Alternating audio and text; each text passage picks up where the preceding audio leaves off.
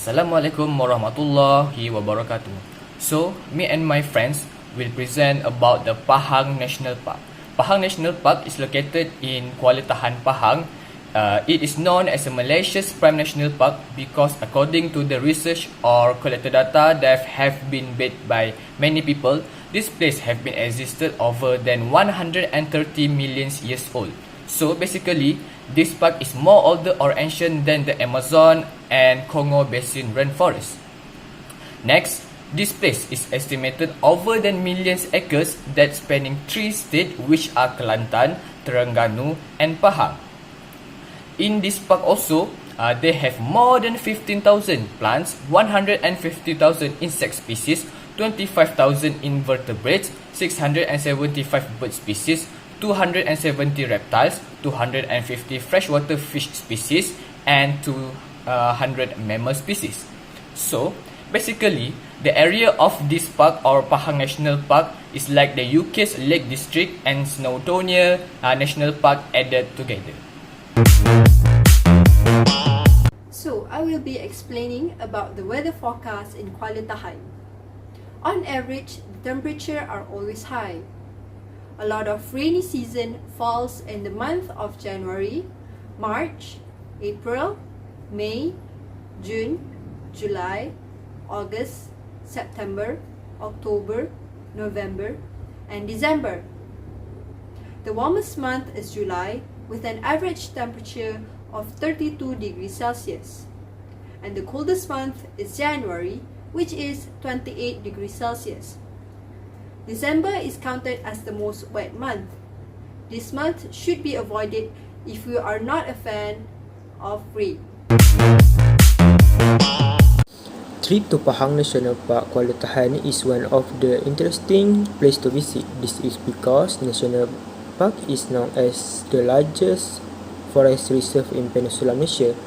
Not only to visit, but in this national park promise challenging activities to them as well as the natural attraction of flora and fauna that are over 150 years old, which usually short them. The activities offered at this national park are jungle trekking, cave travel, hiking and camping.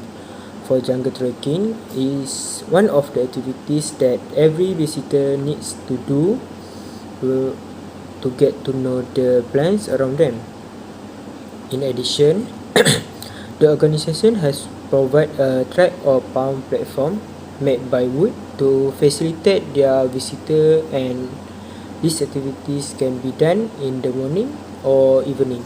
Cave travel activities are divided into several caves such as Gua Telinga and Gua Jinjang Plumbing. The visitor want to travel into the Gua Telinga, they just need to take a boat because it's not far from the national park. Besides that, for jungle trekking, they just take 30 minutes until 40 minutes to reach the Gua Telinga entrance. In addition, Gunung Tahan hiking activities that will start from Kuala Tahan cover a longer and more challenging distance. In addition, this road require climbers to cross the river 7 times and climb 27 mountain peaks. This climb take a few days from the beginning to the end of the activities. Finally, camping activities cost just RM1 per person for one night, but except those managed by Mutiara Resort will be charged RM5 per person per night. Among the activities that can be added in this Pahang National Park are kayaking, flying fox, abseiling, rappelling and also whitewater rafting.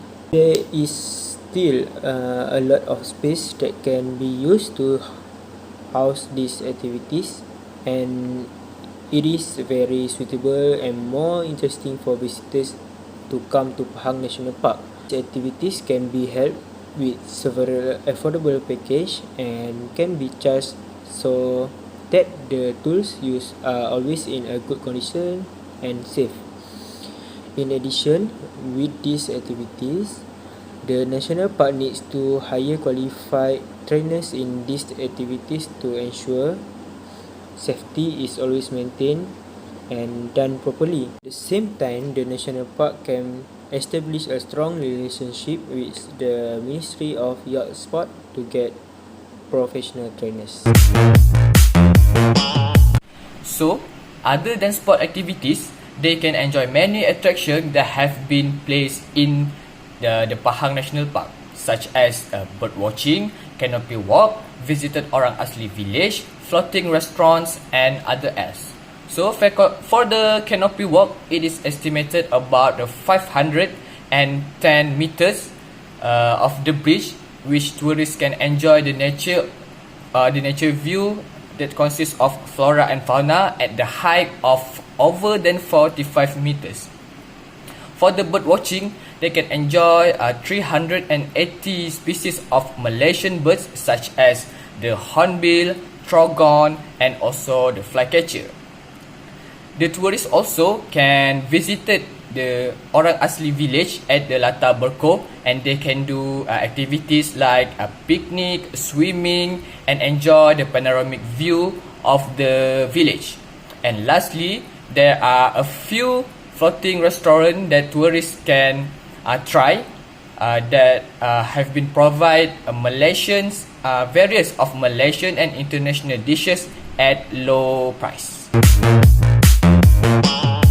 We go to the job recreation and opportunities. There are many jobs and career opportunities in Kuala Tahan National Park and suitable for the sport tourism industry. Considering that Kuala Tahan National Park is an ecotourism area, there are definitely many career opportunities available for those who with high knowledge and confidence. In accordance with the landscape and geography of this area, which is a national park, of course, many activities with the concept of learning and sport tourism can be practiced. If we break it down into main employment, we name the government sector and also the private sector.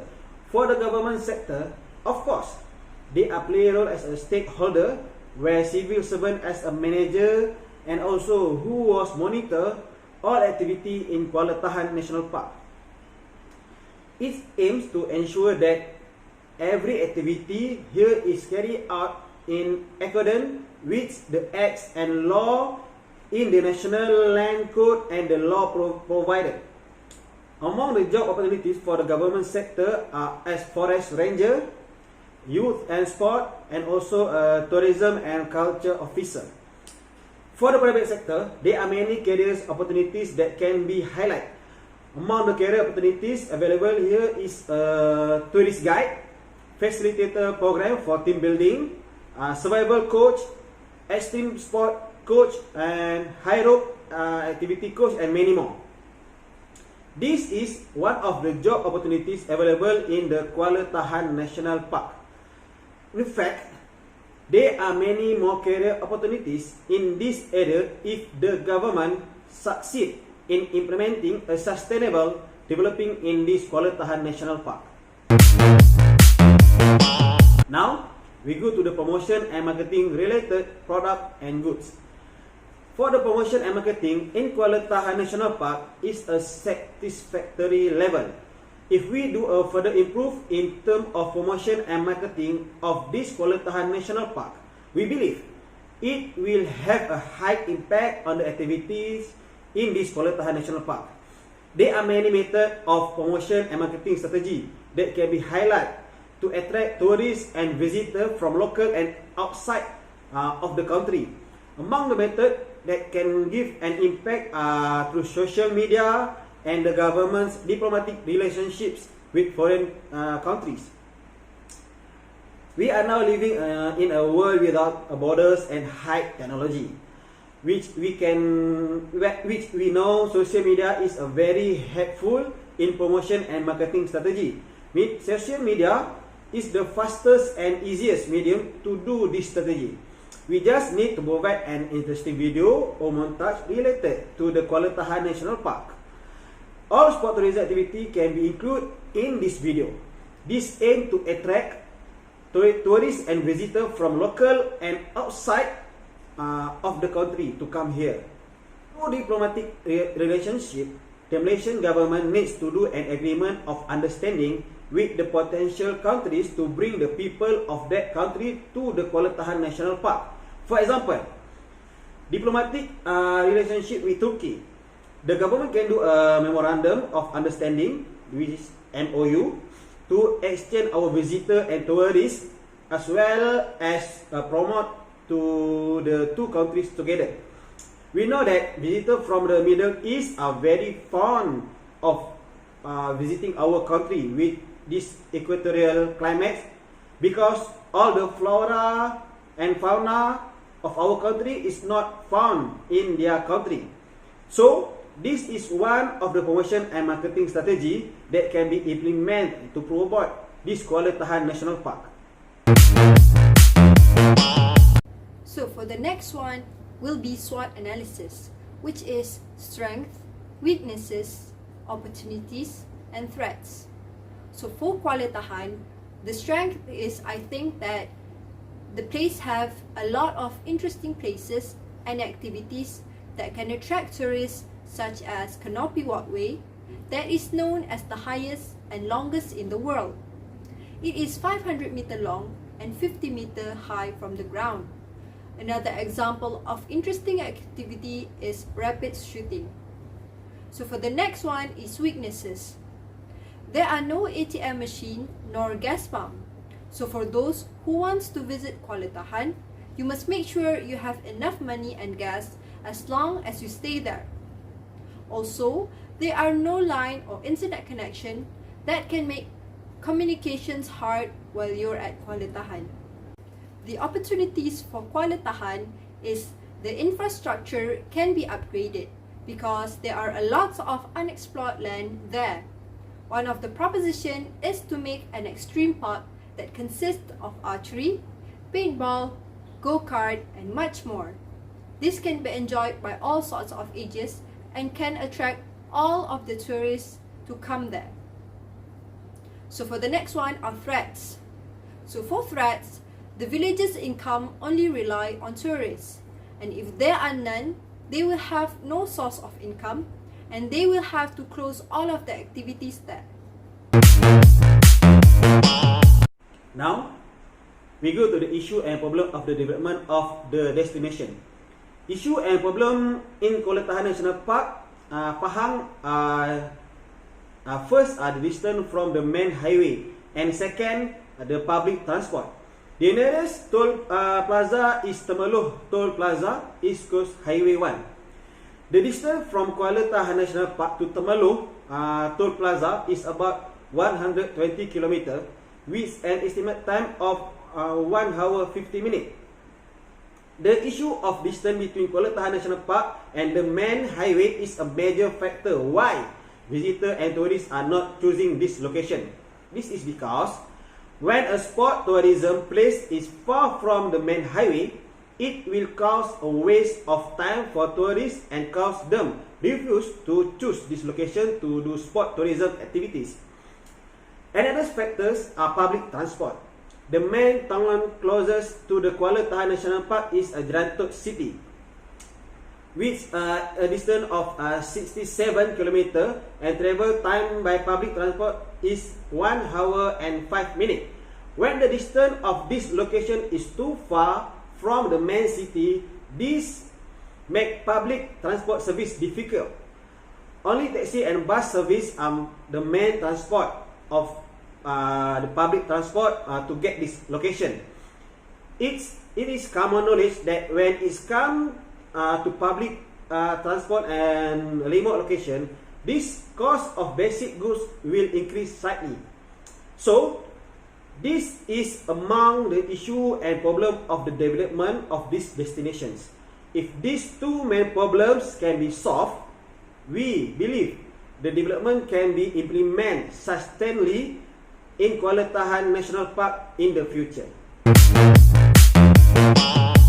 So, for the conclusions, Pahang National Park have many attractions and it is very suitable for the tourists or especially for the nature lover. Alright, So they can gain many benefits such as the mental preparedness, physical strength, attitude on how to deal with certain situations, and also they will gain new knowledge about the flora and fauna. This place also, or this park, have advantages in promotion and marketing the place that related to them to be promote to the other tourists. And lastly, as a Malaysian, we should be grateful and be proud because we still have one of the historical natural treasures, and it is very important for us to take care and manage as best as we can. It is because the young generation will aware about it and their benefits in the future.